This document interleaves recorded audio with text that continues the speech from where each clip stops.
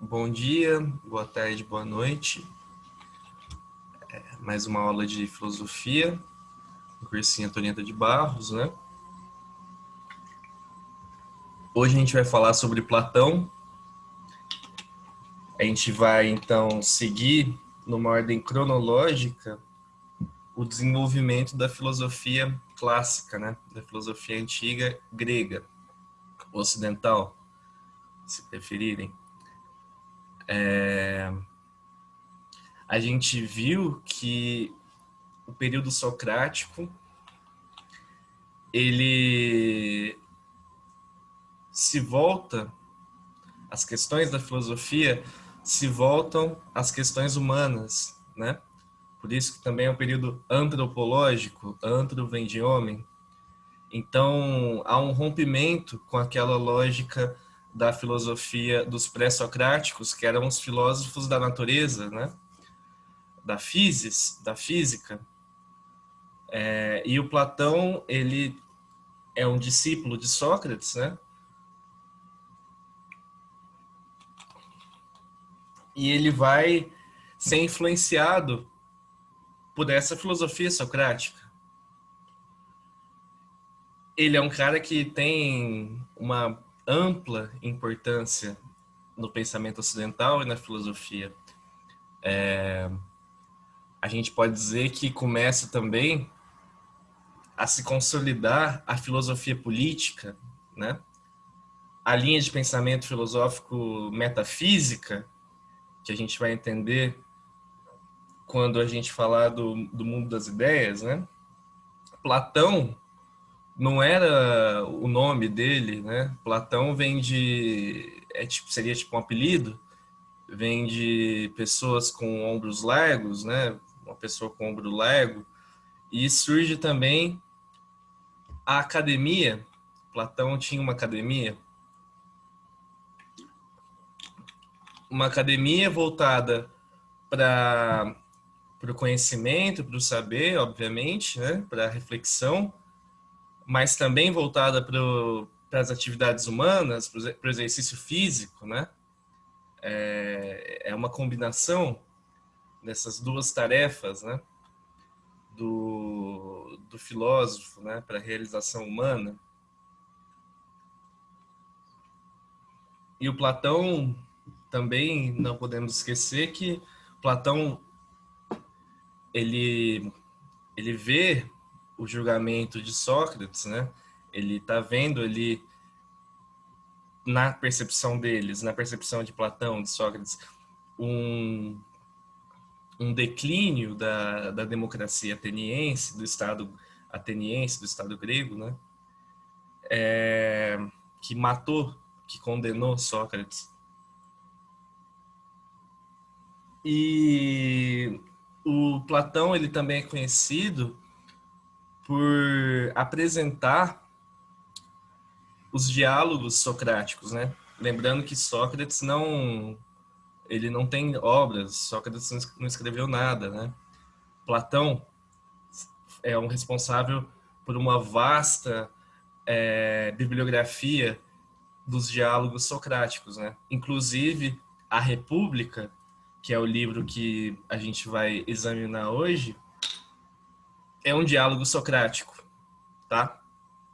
Ele escreve ali a conversa, o diálogo de Sócrates, né? A filosofia socrática. E é um autor, um filósofo de suma importância para vestibular e para a vida e para o pensamento ocidental.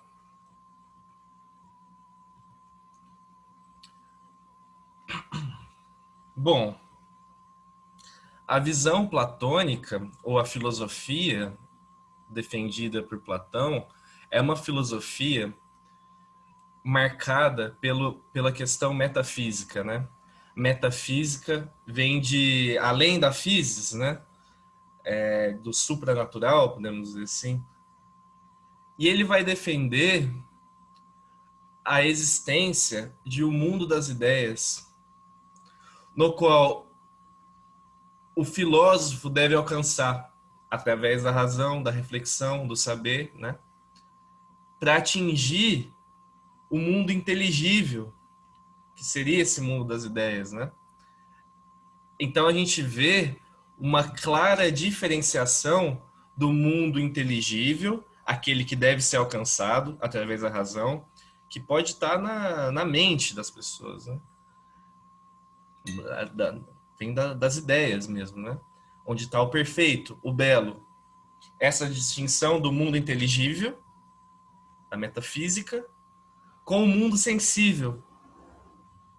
O mundo sensível que pode ser uma distorção da realidade, né?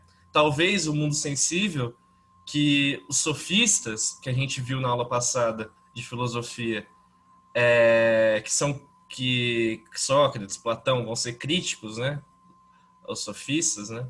Que distorcem a realidade a partir da retórica e da persuasão. Pode ser esse mundo sensível que esteja sendo distorcido pelos sofistas, né? E então é um ponto central da filosofia platônica essa questão da procura. O filósofo deve procurar, deve buscar o belo, o perfeito, que está no mundo inteligível e que é diferente do mundo sensível. O que é o mundo sensível? O mundo, o mundo que a gente vive, material mesmo, né? Inclusive, a palavra platônico diz muita coisa, né? Quando a gente fala de amor platônico, geralmente a gente se refere àquele amor não correspondido e aquele amor que a gente coloca a outra pessoa num pedestal, né? A gente idealiza aquele amor. Vem dessa ideia, né? Então, a filosofia de Platão é uma filosofia nutrida por essa questão da metafísica, pela busca do mundo inteligível, do mundo das ideias, onde está o perfeito, o belo, né? E que o filósofo deve procurar através da razão, através da reflexão. E para, digamos assim, para exemplificar essa questão de uma maneira muito didática até, Platão nos apresenta em A República, que é um diálogo socrático, né? Que é uma apresentação ali dos diálogos de Sócrates, o mito da caverna.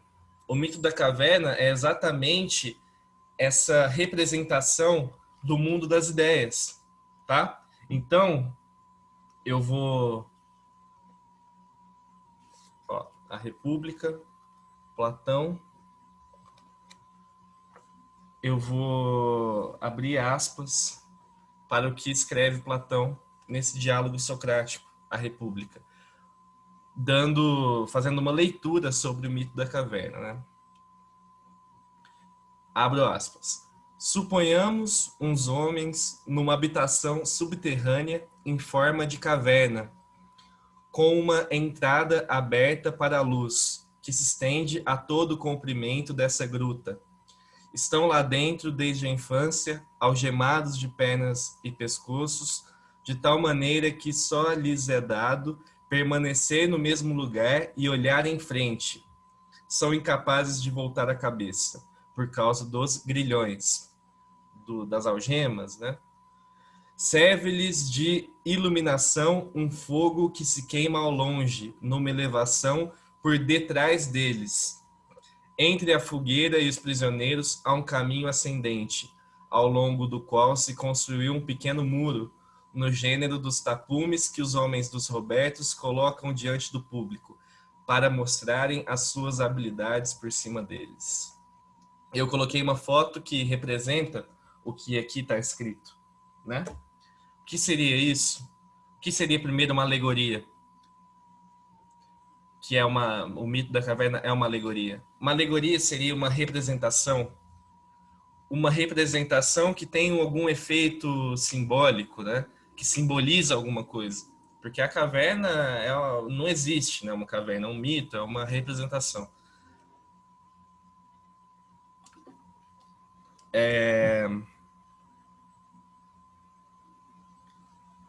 Então, o que está querendo dizer Platão? Ele quer dizer que as imagens que aquelas pessoas que moram na caverna desde a infância, aquelas imagens que elas estão vendo, não são a realidade, né? Ou podem até ser a realidade, mas é uma realidade distorcida. E o papel do filósofo está nessa imagem que a gente está vendo. À direita é sair da caverna, onde está a luz, o sol, né? Porque na caverna, que aí simbolicamente é onde os atenienses gregos estariam, né? Porque haveria uma hegemonia, um domínio dos sofistas, né? Que seriam essas pessoas que estão no meio, né? Que estão aqui no meio da imagem levantando objetos, né?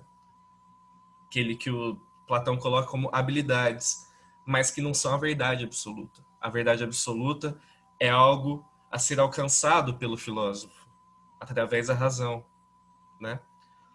E para Platão, através do mundo das ideias, o mundo inteligível a ser alcançado, né?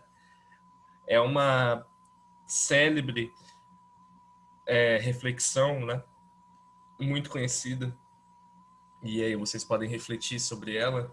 E essa, essa reflexão, esse mito da caverna, ela, até nos dias atuais, né, até no mundo moderno, ela é representada em diversas formas, né? Por exemplo, uma que eu gosto muito é o filme Matrix, né? Quem não viu e puder assistir, eu recomendo muito, porque eu recomendo fortemente, porque uma das um dos pontos principais de referência do filme é essa questão do mito da caverna. No filme, o que seria isso? A vida que a gente leva e que a gente acha, que a gente jura de pé junto, né, que é a realidade, na verdade ela não é a realidade. A realidade, ela é uma distorção da realidade, é uma simulação da realidade, né? Tem também o seriado na Netflix Dark, né? Que um dos pontos centrais do livro é essa reflexão do livro, não, do seriado Dark, é essa reflexão, né? Claro que ali tem uma questão do regime espaço-temporal, que é muito importante, mas para trazermos ao mito da caverna de Platão, qual que é o lance? O lance é há uma distorção e uma simulação daquilo que a gente acha ser a realidade, né? Uma diferenciação da essência versus aparência, né? Para o Platão, a essência deve ser procurada através da reflexão, através da filosofia, através da metafísica, para chegarmos ao mundo das ideias, né? Onde é o belo, onde há o perfeito, né? Fugindo, de certa maneira, desse mundo, dessas correntes da alienação, né? Que na realidade de Platão estava sendo imposta, por exemplo, pelos sofistas, né? Que seriam os professores ali da retórica, os homens que iriam formar os políticos atenienses, né? Mas que não buscavam, a partir da racionalidade, o perfeito, a realização humana, né? No sentido platônico, no sentido socrático, tá? Então, eu decidi fazer essa aula a partir de duas partes, né? A primeira era exatamente fazer essa reflexão do mito da caverna e apresentar para vocês o conceito de mundo das ideias, né? Mundo inteligível. E na segunda parte eu falo sobre a República, provavelmente é uma das principais obras de Platão, né? Que é um diálogo socrático.